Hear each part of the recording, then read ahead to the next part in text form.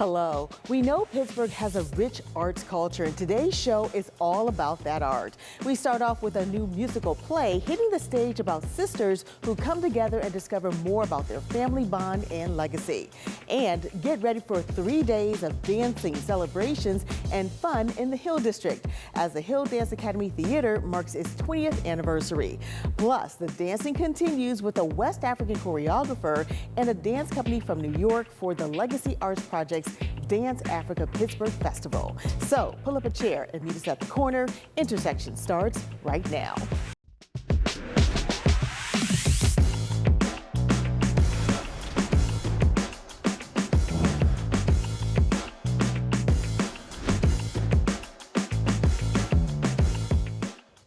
Hello, I'm Lisa Smith, the Director of Community Impact at KDKA Plus and the host of Intersections. Well, if you come from a family of sisters, aunts, or cousins, you will probably be able to relate to a new play coming soon to Pittsburgh. It's called Sistas The Musical, and it follows the lives of 5 sisters who experience a wealth of emotions after losing the family matriarch. Joining us to explain more about the show are 2 cast members. We have Melissa Clark, who as well as Tasha Michelle. Thank you both so much for being with us. Thank you for having us. Yeah. Okay. So, first of all, tell us a little bit about what this play is about.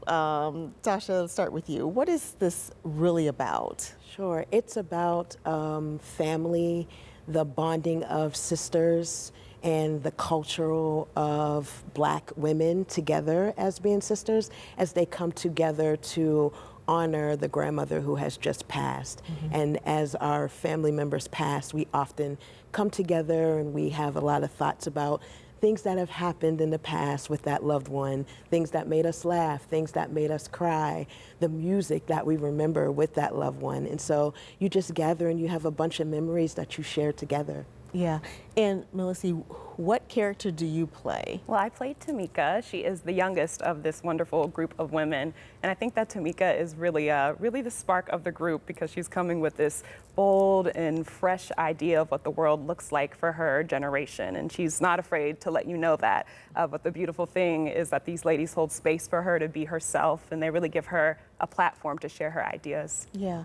And Tasha was talking about the music. Tell us about the music, because I know there's a lot of it and it spans a lot of different decades really of music. Tell us a little bit about the music. Yeah, absolutely. The music is very exciting. The music actually spans generations, which is why I think there's something for everyone within the show. We have songs all the way from Billie Holiday to Beyonce. We do a little bit of Strange Fruit, which tells you a little bit about the history of African Americans, all the way up to Single Ladies, which talks about female empowerment. So that's just a little taste of what audiences will get. Yeah. Now, this actually started out in New York, right? Yes. Yeah. So tell us a little bit about the history of it and how it was received and how we're seeing it here in Pittsburgh. Yes. From what I know, it ran off Broadway for many, many years. And the funny thing is, I had a few friends from New York that were in that cast as well. And it seems that it has been picking up and being able to be played in different regional theaters. I think they're going to do it in Philadelphia soon. It just played in D.C. So I know that New Horizons is really excited about being able to put this on. Yeah. How important is it to have something like this that really speaks to the experience of Black women in the family? Yeah, I think it's really important because that's what gets us through all of the times, whether it's happy, whether it's a rough time that you're getting through, even if they are not your biological siblings. As women, we gather as a sisterhood and we help each other get through those different hurdles of life, or even when we're getting married, or, we remember our sisters and when we were there. So it's a reminder that you're not in this world alone, and to make sure that you have your tribe with you at all times. Yeah. Absolutely. Yeah. Absolutely. So both of you are Pittsburgh natives.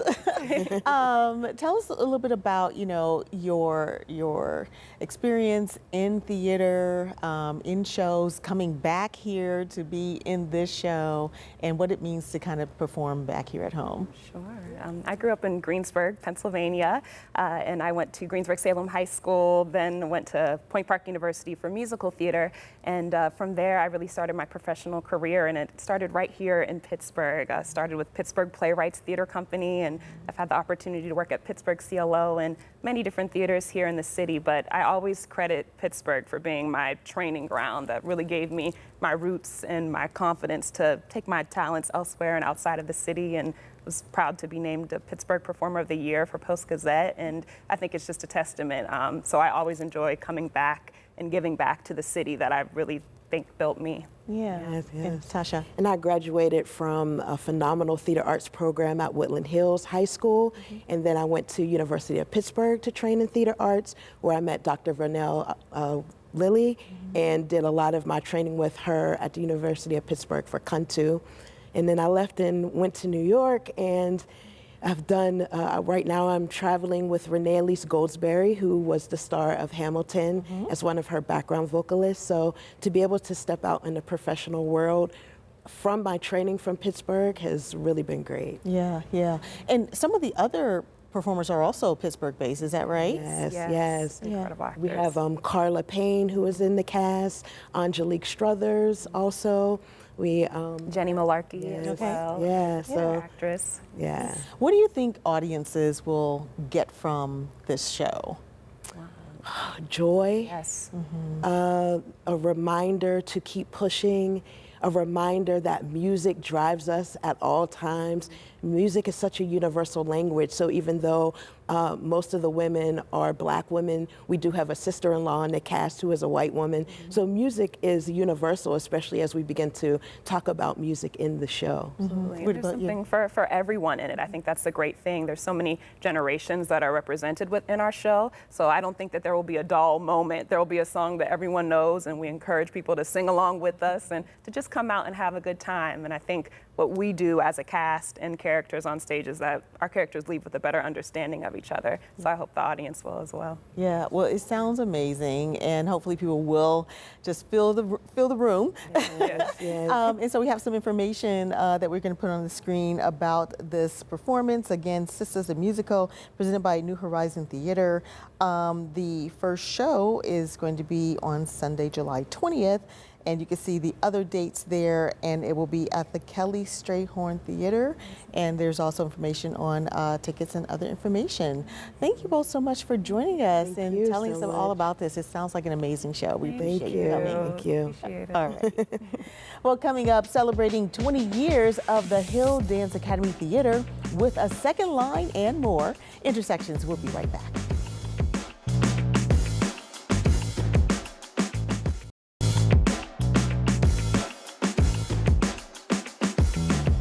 Well, this year marks the 20th year for the Hill Dance Academy Theater, and the celebration is continuing. In August, there are plans for a 3-day event called the Hill Dance Fest. There's literally something for everyone over the multi-day event, and here to tell us all about it is Dr. Aisha Morgan-Lee. She is the founder, CEO, and artistic director of the Hill Dance Academy Theater, along with Eric Smith, the marketing director for the Hill Dance Academy Theater. Thank you both so much for being with us. Thank you for having us. So does it feel like 20 years, Aisha, since you started all of this? No, it doesn't. Yeah, yeah. But it's here, and we are so excited to be able to celebrate 20 years. Yeah.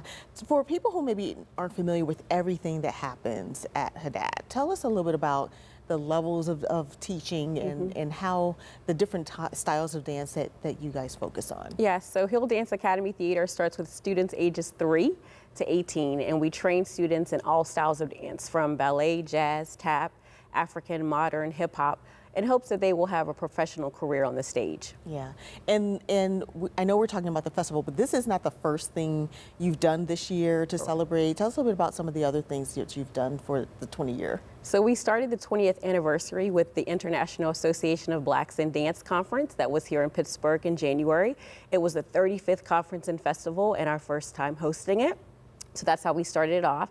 Then in April, we had Ronald K. Brown from Brooklyn, New York, Evidence Dance Company. The students and community got a chance to perform with him and his company. And now this is our third event, which is the Hill Dance Fest. And then we will continue in October with our gala. And then in December, we are producing our first musical. Wow. Okay. So lots to come. Okay. So let's talk about August 1st. So what happens with the first day?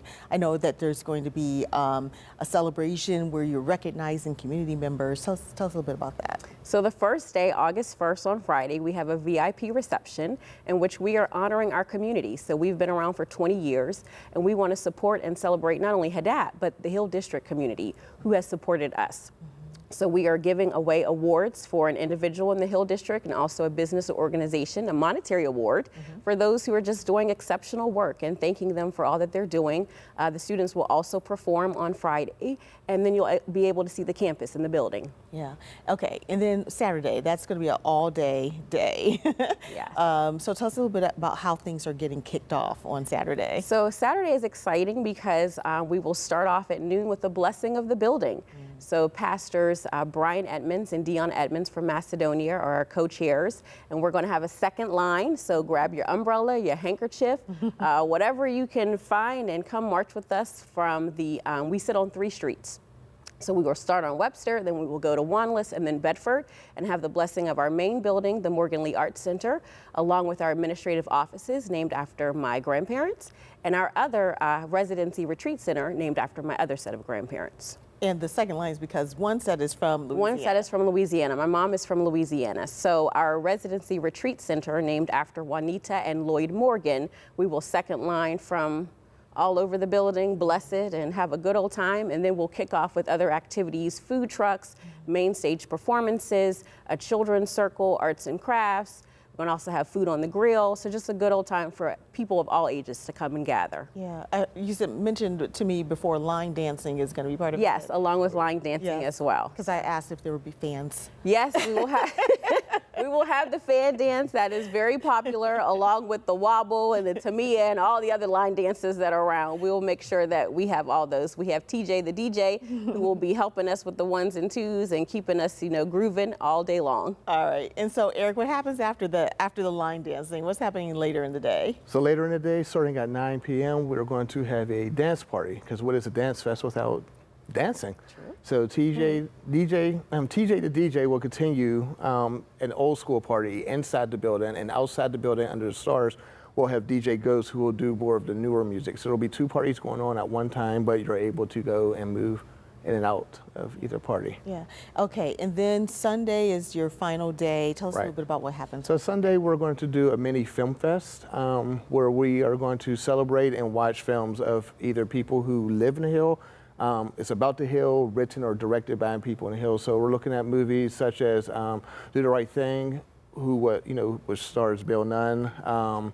We also have another film, House of Stones, which was written by Maurice Ritwood, written and directed by Maurice Ritwood, who's a Hill District resident. We're looking at Wally Avenue Days, so a little mixture of everything from documentary films to just good old films. Yeah. And so the other thing about all of this is happening basically on what is a campus now.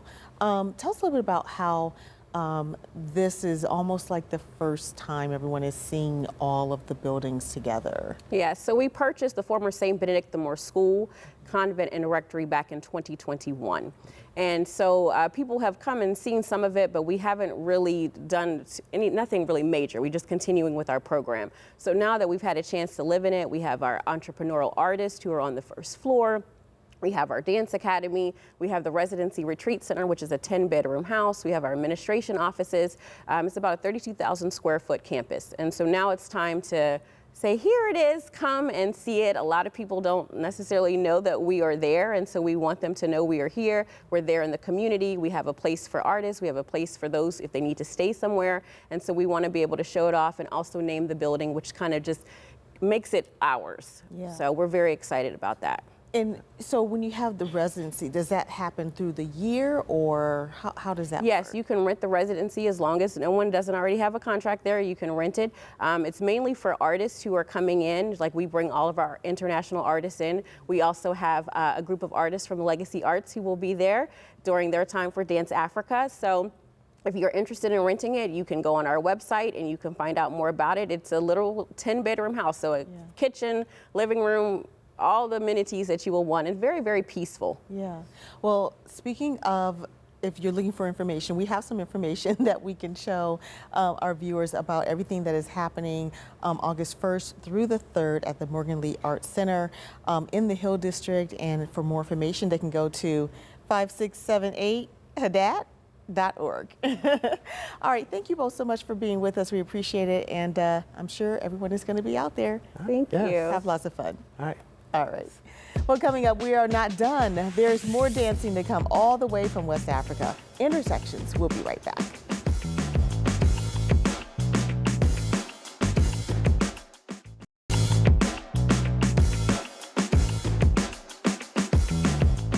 Well, there is so much to do this summer in Pittsburgh, especially when it comes to the arts. And this year marks the 13th annual Dance Africa Pittsburgh Festival. It's a two-day event featuring performers from West Africa, New York, and here in Pittsburgh. Here to tell us more about this exciting event is Erin Perry. She is the executive director of the Legacy Arts Project, now marking its 21st year in Pittsburgh. Also joining us is Patricia Ford. She is the director of community programs at the Legacy Arts Project. Thank you both so much for being with us. Thank you for having us. All right, so we were just talking to Hadat, and what does 20 years feel like? What does 21 years feel like for you? 20 plus 1. Yes. But it's an exciting time, just having the longevity and the consistency of work that we've been able to do, not only as the Legacy Arts Project, but knowing that we are a continuation of work that has happened from before us. So the short version of the story is that we actually have a preceding organization, which was the Pittsburgh Black Theater Dance Ensemble, that started in 1969 amid student-led demonstrations at the University of Pittsburgh. So that is literally the origin of the Legacy Arts Project. Although we started in 2004, the founder of Legacy, Linda Sister Imani Barrett, was a student at 1969 coming into the University of Pittsburgh. So she was a part of that experience and had just a formidable experience for herself, which influenced her so much so that she started the Legacy Arts Project in 2004. Yeah, what do you think is the secret to the longevity of so many arts programs and dance programs, specifically here in Pittsburgh? I think it's just having that calling in your spirit, that it's something that's in you, that you're gifted to share with other people. We're both artists, we're both dancers, and so it's a part of our life story to continue to dance. We saw Carmen de Lavalade many years ago, and she performed a one-woman show at the age of 80, and we said, yes, that's a testament to do it as long as you can. As long as you have movement, as long as you have the will, you can continue to do it. And so we see that also with a lot of the artists in the community, is just, it's in you to share the gifts that you have. So tell us about Dance Africa, 13 years now. What do we see? What are we seeing? I know there's exposure to, a lot of performances from Africa and different countries in Africa and the diaspora. So tell us a little bit about it. Yeah, so this year is our 13th year. We're continuing on with the legacy that was formed by Baba Chuck Davis, who started Dance Africa in Brooklyn, New York back in 1976.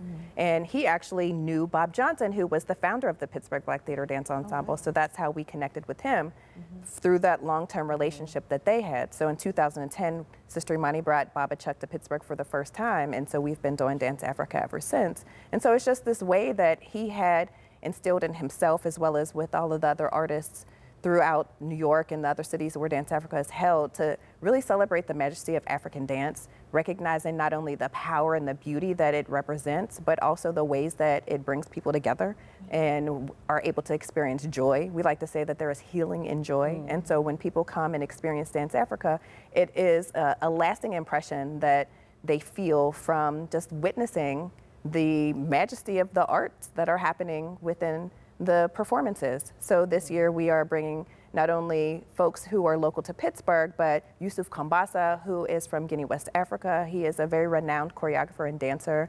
And the idea with bringing him is that we knew that it would be a convergence of community if we brought him. And such is the case. We've been able to partner this year with Balafon West African Dance Ensemble, Sankova Village for the Arts, to create this tremendous community piece that folks who come to the show will have the opportunity to witness. And so it's just a beautiful opportunity for community to come together and to really find those ways that we're intersecting in our art forms to share the beauty of arts that we have through the music, through the dancing, through the costuming, and all the ways that we have these forms of expression that we're able to share through Dance Africa. Yeah. Okay, so Patricia, it's a 2-day event. Yes. July 26th and 27th. So Yes. it's coming up really soon. Yes. So tell us a little bit about what people are going to experience on the first day, and how this is not just Pittsburgh that comes to this. Like, people really come from other parts of the country. Yeah, people of will the region. definitely travel. Yeah. So on the first day, it's festival style, so we have 2 shows a day. There's one at 3 and there's one at 7, and they're different. So you want to try to come to both shows. Yeah. The first show, it just has a multitude of, it's not just West African. We have contemporary, we have modern, and these dancers are coming together in a way that, you just got to open your hearts up to it. Both shows are just amazing. Yeah. And it's like, I can't say, oh, come to one or come to the other. Like, if you can make it to both, Yeah. you definitely want to come to both. And there are workshops involved as well, Yes, right? there's workshops. So tell us a little bit about how that happens, or what people are learning in the workshops. Yeah, so July 26th, on Saturday, there'll be workshops from 10:30 to 12:45.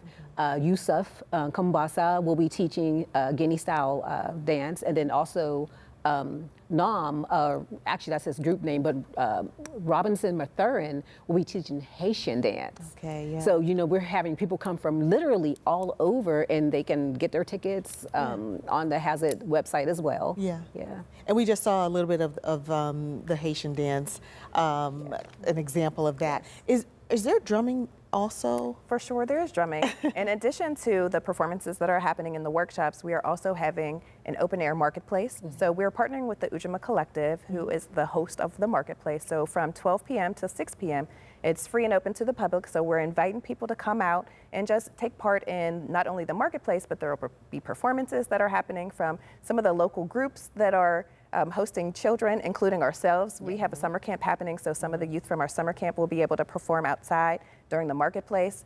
There will be music that will be DJ'd. There will also be other activities, face painting, and other things that families can come and take part in. And of course, the ticketed event, it will be happening inside. But there are outside activities that are happening on that Saturday, July 26th. Awesome. Well, we have information on the screen to show everybody about everything that's happening. And thank you both so much for joining us. And again, much success to all this wonderful art that's happening here in Pittsburgh. Yes, thank again. you. Thank you for so having much. us. All right. Yeah. And I'll have my last word when we come back.